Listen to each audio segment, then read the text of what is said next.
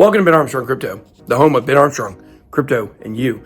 We actually call this the Ben Armstrong Experience now because when you watch my videos, it's truly an experience, as you guys know. Here's the situation. Tonight, I was going to have an Ethereum explainer video for you guys. It's already recorded, but it's got to be edited. It's a long video. It's probably going to be like 25 minutes.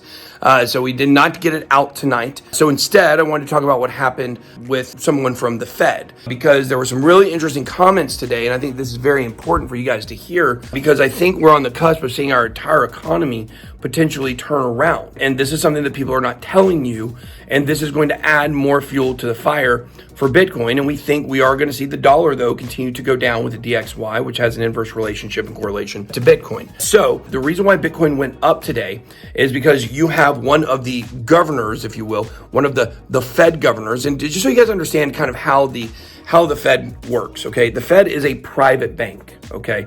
It's a central bank. It's a private bank, the Federal Reserve. It is not ran by people in the government. What an eye roll, right?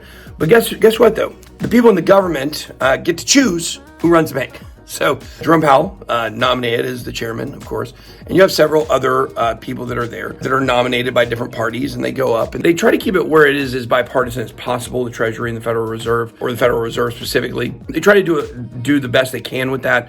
But obviously, guys, if the government is choosing the people that run it, then yeah, the government may not be running it, but they're directing it. And so obviously that's how they have deniable plausibility on how stupid our economy is, but I digress. Everybody knows Jerome Powell. He is the head of the Fed, obviously. However, there's another guy.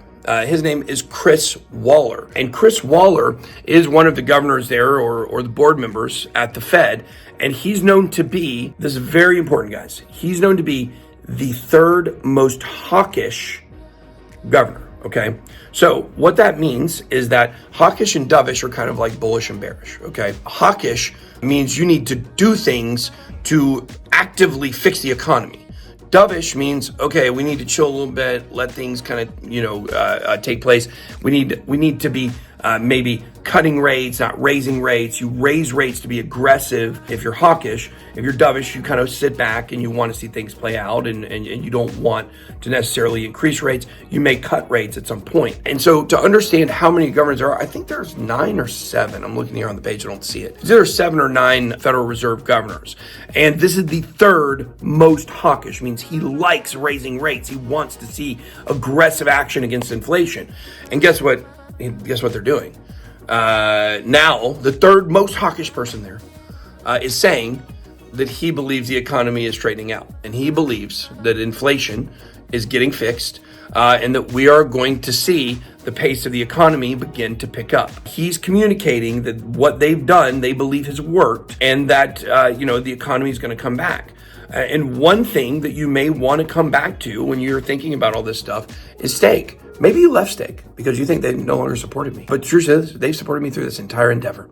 Thank you to our main channel sponsor, Stake. Appreciate them. And if you would like to go to the world's biggest social casino to play games for fun, where you can win stakes cash, buy gold coins, and much, much more, make sure to head on over to Stake. We have a QR code on the screen and also one down below in the description.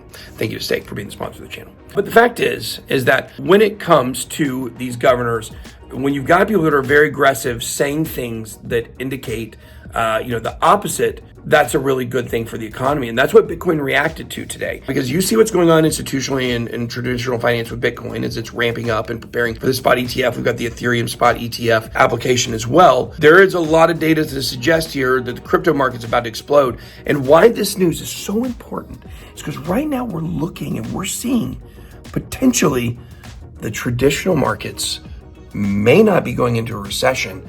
They may be recovering. And what would that mean? His exact quote here was, something appears to be given, and it's the pace of the economy. There's an easing in activity. And he said inflation data is moving the right way. So can you imagine how massive this bull run will be? If all the world economies start picking up at the same time, the Bitcoin starts picking up, it's going to be exciting. Tomorrow night, Ethereum explainer video, 100%. Come back for it. You're not going to want to miss it. Hit the like button on the way out because you want to smash. That's all I got.